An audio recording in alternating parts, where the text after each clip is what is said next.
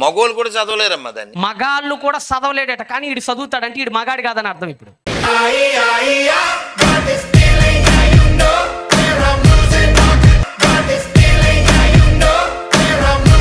ఇప్పుడు మనల్ని ప్రశ్నిస్తూ వీళ్ళు ఏం మాట్లాడుతున్నారంటే, పరమగీతాల గ్రంథము 4వ అధ్యాయము 9వ వచనానికి రండి. నా సహోదరి నా సహోదరి సహోదరి అంటే అర్థం ఏంటండి? సహోదరి అంటే అర్థం ఏంటి? చెల్లి. ఇంగ్లీష్ బైబిల్లో my sister, my heart, my bright, my Dove, ఇలా ఉంటుంది ఇంగ్లీష్లో. చదవండి. నా సహోదరి నా సహోదరి ప్రాణేశ్వరి ప్రాణేశ్వరి, నా హృదయమును వశపరుచుకొంటి. నా హృదయాన్ని వశపరుచుకున్నావు నువ్వు. అదేంటి హృదయాన్ని వశపరుచుకోవటం ఏంటయ్యా? సహోదరి అన్నావు కదా, సహోదరి అంటే చెల్లి కదా. చెల్లి హృదయాన్ని ఎలా వశపరుచుకునిద్ది అసలు? ఇది ఎక్కడ బూతు? ఇది ఒకటి చదివిస్తుంటారు మీరు ఇంగ్లీష్లో అయితే ఇంకా క్లియర్ కూడా. సహోదరి అంటే అర్థం ఏంటంటే సహోదరి సహా ఓదరి అంటే ఒకే కడుపు నుంచి వచ్చినదాన నా చెల్లి. చెప్పాను కదా. ఇంగ్లీష్ బైబిల్ అయితే మై సిస్టర్. ప్రాణేశ్వరి అనే దగ్గర మై హార్ట్ క్లియర్గా ఉంటుంది. అంటే ఓ పక్క చెల్లి అంటున్నాడు, ఓ పక్కేమో నా హృదయాన్ని వశపరుచుకున్నావు, నేను నిన్ను ప్రేమిస్తున్నాను అంటాడు. ఇది ఎక్కడ బూతు బైబిల్లో అనేవాళ్ళు ఉంటున్నారు. 5వ అధ్యాయానికి రండి ఒకసారి. 5వ అధ్యాయానికి రండి. 5వ అధ్యాయము 2 చదువురా నాన్న. నా సహోదరి నా ప్రియురాల. నా ప్రియురాలు అదేంటి? నా సహోదరి నా ప్రియురాలు ఏంటి అసలు? ప్రియురాలు సహోదరి ఎట్టయిద్దండి? ఇదేం బైబిల్ అండి అనేవాళ్ళు కూడా ఉంటారు. అర్థమవుతుందా? ఎందుకంటే మీకు హిబ్రూలో అక్కడ లిబప్తాని అహోతి ఖల్లా, లిబప్తాని అహోతి ఖల్లా అంటే నా చెల్లి, నా ప్రేయసి అని అర్థం వస్తుంది. దానికి ముందు మనకు అర్థం తెలియాలి ఫస్ట్. మీకు ఎప్పుడు నేను ఒకటే చెప్తున్నా, నా మొదటి ప్రసంగాల నుంచి నేను ఒకటే చెప్తున్నా, బైబిల్లో మనం ఒక చాప్టర్ని అండర్స్టాండ్ చేసుకోవాలన్నా, ఒక వచనాన్ని అర్థం చేసుకోవాలన్నా సాంస్కృతిక నేపథ్యం తెలియాలి. We should know about the historical context. చారిత్రక నేపథ్యం, కల్చరల్ కాంటెక్స్ట్ మనకు తెలియాలి. ఇప్పుడు ఎందుకు అసలు సహోదరి అని ఎందుకు అంటున్నాడు ఆయన? మళ్ళీ పక్క ప్రేయసి అని ఎందుకు అంటున్నాడు ఆయన? ఇది మనకు అర్థం కావాలి. ఇది మనకు అర్థం కావాలంటే ఆయన ఎవరితో మాట్లాడుతున్నాడో ఫస్ట్ మనకు తెలియాలి, రైట్? ఇప్పుడు ఒకసారి పరమగీతాలకు రండి. పరమగీతాలు 1:5 కూడా చదవచ్చు. 1:5 కూడా చదవచ్చు. యెరూషలేము కుమార్తెలారా, నేను నల్లని దాననైనను సౌందర్యవంతురాలను. అంటే ఆయన తనకి మ్యారేజ్ కుదుర్చుకున్న అమ్మాయితో మాట్లాడుతున్న మాటలు అవి. జాగ్రత్తగా నేను ఎవరితో మాట్లాడుతున్న మాటలు అవి? ఒక వ్యక్తి సొలొమోను గారికి సంబంధం సెట్ అయింది, పెళ్లి జరుగుతుంది. అలా పెళ్లి జరుగుతున్న తన ప్రేయసితో ఒక లవ్ లెటర్ రాసుకున్నాడు తన ప్రేయస్కి.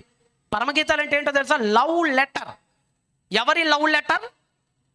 సొలొమోని లవ్ లెటర్. ఎవరికి? మనకు కాదు, ఆ లావిడికి రాసుకున్నాడండి. అది ఆ లావిడ ఎలా ఉంటుందో తెలుసా? నల్లగా ఉంటుంది. అదే అంటున్నది, నేను నల్లని దాని నైనను సౌందర్యవంతురాలు. ఎవరంటే ఈవిడ ఎవరంటే ఐగుప్తు యువరాణి ఈవిడ. ఎవరివిడ? ఫరో కూతురు. మీరు రాజుల గ్రంథంకి వెళ్తే అర్థమైంది ఈ మాట. ఫరో కుమార్తెని పెళ్లి చేసుకుంటాడు. అందుకనే 9వ వచనంలో మంచి మాట అంటాడు. 9లో ఏమంటాడు? 9లో చదవన్నాను. నా ప్రియురాల ఫరో యొక్క రథాశ్వములతో నిన్ను పోల్చుదును. అంటే ఫరో యొక్క రథాశ్వములతో ఎందుకు పోలుతున్నా అంటే వాళ్ళ నాన్న ఫరో. వాళ్ళ నాన్న ఎవరు? ఫరో. ఈవిడెవరు? ఐగుప్తీయురాలు. ఇది మీకు అర్థమైతేనే ఎందుకు సహోదరి అన్నాడో మీకు అర్థమైంది. అదే చెప్తున్నా, కల్చరల్ కాంటెక్స్ట్ ఇంపార్టెంట్ మన బైబిల్ చదివేటప్పుడనే. ఇప్పుడు మీకు మనకి ఎక్కువ అంటే ఈజిప్షియన్ కల్చర్ మనకి ఎక్కువగా తెలిసిందంటే అది నెపోలియన్ బోనాపార్టే వల్ల తెలిసిందండి. అతను ఎక్కువగా వెళ్ళటం, ఈజిప్ట్ మీద అటాక్ చేయడానికి వెళ్ళినప్పుడు చాలా బయటపడ్డాయి. అప్పటి నుంచే ఎక్కువగా ఈ హొమెన్హోటెప్ కానీ, తర్వాత అఖినాటెన్ కానీ, వీళ్ళ యొక్క టామ్స్ అన్ని కూడా బయటపడటం అప్పటి నుంచి స్టార్ట్ అయింది. ఒక ఆశ్చర్యకరమైన ఒక లవ్ లెటర్ బయటపడిందండి. లవ్ లెటర్ అంటే తెలుసు కదా, ప్రేమ లేఖ. ఎవరు రాసిన ప్రేమ లేఖ అంటే ఐగుప్తు రాజైన ఫరో వాళ్ళ ఆవిడికి రాసిన ఒక ప్రేమ లేఖ బయటపడింది. దాన్ని ఇంగ్లీష్లో ట్రాన్స్లేట్ చేశారు.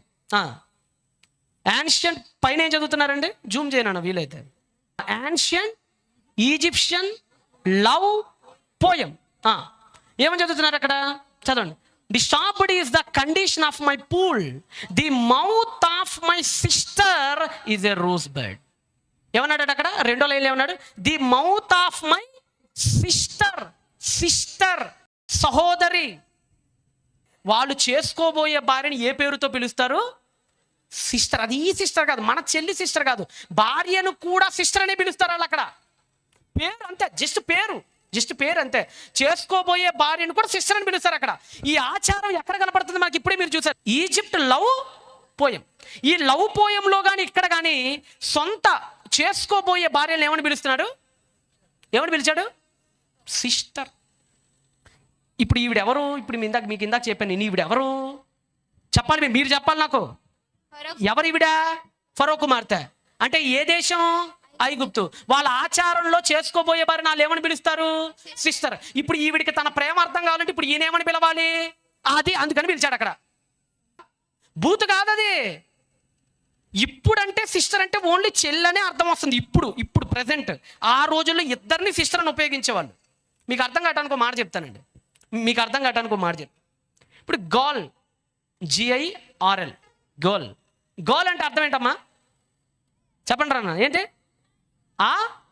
ఇంకా గట్టిగా, అమ్మాయి. అంతేనా? గర్ల్ అంటే అర్థం ఏంటి? అమ్మాయి. కానీ 13వ శతాబ్దంలో, ఎప్పుడు 700 ఏళ్ళు వెనక్కి వెళ్తే గర్ల్ అంటే అర్థం ఏంటో తెలుసా? అబ్బాయిని కూడా గర్ల్ అనే పిలిచేవాళ్ళు. That is neutral gender in 30th century AD. అంటే 13వ శతాబ్దం వరకు కూడా, 14వ శతాబ్దం వరకు కూడా గర్ల్ అంటే లేదు. వయసుకు వచ్చిన అబ్బాయిని కూడా గర్ల్ అని పిలిచేవాళ్ళు. ఇప్పుడు ఎవరైనా చక్కగా 16-17 ఏళ్ళ కుర్రోడు గర్ల్ అని పిలిచేవాళ్ళు. గర్ల్. ఇది ఆంగ్లో సాక్సన్ వర్డ్ అండి. నా మాట మీరు నమ్మకపోతే తర్వాత మీరు సెర్చ్ చేసుకోవచ్చు, దాని కూడా రీసెర్చ్ చేయొచ్చు. దాన్ని what the etymology of girl అని కొట్టండి, మీకు అర్థమైపోద్ది. లేదంటే girl derived from which language అని కొట్టండి, మీకు అర్థమైపోద్ది. ఇది ఆంగ్లో సాక్సన్ వర్డ్. గర్ల్ అనేటువంటి పదాన్ని ఒకప్పుడు 500 ఏళ్ల క్రిందట ఒకప్పుడు అటు అబ్బాయిలకు ఉపయోగించేవాళ్ళు, ఇటు అమ్మాయిలకు ఉపయోగించేవాళ్ళు. కానీ రాను రాను ఆ పదాన్ని కేవలం అమ్మాయిలకి మాత్రమే పరిమితం చేశారు 16వ శతాబ్దం నుంచి. కాబట్టి ఇప్పుడు గర్ల్ అంటే అర్థం ఏమొస్తుంది? అమ్మాయి. ఇప్పుడు ఇదే కనుక నేను 13వ శతాబ్దంలో ఉన్నాను అనుకోండి, కాసేపు నీ ప్రసంగంలో ఎవరైనా ఒక అబ్బాయిని పిలిచే గర్ల్ ఇట్రారా అన్నాను అనుకోండి, ఒక అబ్బాయిని ఇటు పిలిచి, కాసేపు మీరు జాగ్రత్తగా నేను చెప్పే మాట. ఇప్పుడు ఇదే శతాబ్దంలో ఉన్నాం మనం, 21st. ఇప్పుడు ఇదే మీటింగు 13వ శతాబ్దంలో జరుగుతుంది. అప్పుడు కెమెరాలు లేవు, ఒకవేళ ఉన్నాయని ఊహించుకోండి. అప్పుడు నేను ఒక అబ్బాయి ఉన్నాడు అక్కడ, అరే గర్ల్ ఇట్రా నువ్వు అన్నా, అప్పుడు ఎవరు వస్తారు? అబ్బాయి వస్తాడు. అప్పుడు అబ్బాయి వచ్చినప్పుడు 21వ శతాబ్దంలో ఇప్పుడు ఆ వీడియో ఎవడైనా నాది యూట్యూబ్లో చూస్తుంటే వాడు ఇప్పుడు నన్ను ఏమనుకుంటాడు చెప్పండి? అది వీడికి ఇంగ్లీష్ వచ్చి వీడికి అసలు ఇంగ్లీష్ వచ్చా? గర్ల్ అంటే ఇటు అబ్బాయిని పట్టుకుని అబ్బాయి అంటే బాయ్ అనాలి కదా. వీడికి ముందు వెనక తెలియదు, వీడికి అదే సమస్య. ఇప్పుడు ఒకప్పుడు ఏమంటే ఇంకో పదం చెప్తాను మీకు, గే పదం విన్నారా?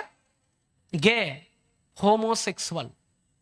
ఒక అబ్బాయి ఇంకొక అబ్బాయిని గనక ప్రేమిస్తే, ఇద్దరు అబ్బాయిలు ప్రేమించుకుంటే అలాంటోని గే అంటారు. వాడికి అమ్మాయి అంటే పడదు, వాడికి అబ్బాయి ఇంకొక అబ్బాయినే పెళ్లి చేసుకుంటాడు, ఇంకొక అబ్బాయితోనే కాపురం చేస్తాడు.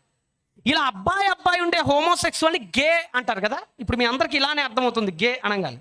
కానీ 1960 వరకు, నేను ఎప్పటిదాకా చెప్తున్నా, ఎక్కువ దూరం వెళ్ళట్లా, మన తాతల దగ్గరికి వెళ్తున్నా. 1960 వరకు గే అంటే అర్థం ఏంటో తెలుసా? హ్యాపీ అని అర్థం. అర్థం ఏంటి? మంచి పదం అది. ఇప్పుడు 1960లో నేను ఉన్నాను అనుకోండి, ఎవడైనా హ్యాపీగా ఉన్నాడు అనుకోండి, ఆడి గేలా ఉన్నాడంట. నేను ఏమంటా? మా నాయనమ్మల కాలంలో ఎవడైనా నవ్వుతున్నాడు అనుకోండి, అరే గేలా ఉన్నవరా నువ్వు అంట. అంటే అర్థం ఏంటి? నవ్వుతున్నవరా చక్కగా. కానీ ఇప్పుడు వచ్చింది అనుకోండి ఈ పదం కనుక, నేనంటే ఇప్పుడు ఏమైపోతుందంటే, అది ఎంత మాట అనేసాడు అయ్యగారు, నన్ను గే అంటాడా నన్ను పట్టుకొని వీడు రెచ్చిపోతాడు నా మీద. అంటే 1960 వరకు ఒక పదం మంచిగా ఉపయోగించబడింది. 60 దాటిన తర్వాత పదాలకు అర్థం మారిపోయింది. ఇది మీకు అర్థమైతే, చెల్లి అనే ఈ పదం ప్రాచీన కాలాల్లో భార్యలకు కూడా ఉపయోగించే పదం. ఇందాక మీకు చెప్పే కదా, గోల్ అనే పదం ఎవరెవరికి ఉపయోగిస్తారని చెప్పాను ఇందాక మీకు, అబ్బాయిలకి, అమ్మాయిలకి. అలానే చెల్లి అనే ఈ పదాన్ని క్రీస్తుకు పూర్వం 1000 ఏళ్ల క్రిందట భార్యలకు కూడా ఉపయోగించేవాళ్ళు. ఈ పదాన్ని ఐగుప్తులో ప్రేయసులకు కూడా ఉపయోగించేవాళ్ళు. కానీ గోల్ అనే పదం రాను రాను పురుషులకు కాకుండా ఓన్లీ అమ్మాయిలకు మాత్రమే ఎలాగైతే ఉపయోగించడానికి వచ్చిందో, అలానే చెల్లి అనే పదం కేవలం తోడబుట్టిన దానికి మాత్రమే ఉపయోగించేటట్లుగా మారింది తర్వాత కాలంలో. ఇప్పుడు మనం మారిన కాలం తర్వాత ఉన్నాం కాబట్టి ఇప్పుడు మనకు చదువుతుంటే అది ఎలాగుంది? ఎలా ఉంది ఇప్పుడు మనకు చదువుతుంటే? ఇందాక మీరు చదువుతున్న పరమగీతాలు చదువుతుంటే బూతులాగా అనిపిస్తుంది. అదే చెప్తున్నా, బైబిల్ గురించి ఎవడైనా తప్పుగా మాట్లాడితే ఆధారాలతో వాడి మొహాన్ని కొట్టండి. ఇప్పుడు నేను చూపించాను కదా, సిస్టర్ అని అంటారా ప్రేమికులు, ఒక ఫోటో స్టార్ట్ తీసుకుని వాడి మొహాన్ని కొట్టండి ఎవడైనా వచ్చి అడిగితే. కాబట్టి బైబిల్ చదివేటప్పుడు జాగ్రత్తగా చదవండి, మొక్కుబడిగా వద్దు. ఈరోజు మనలో చాలా మంది మొక్కుబడి చదువులండి.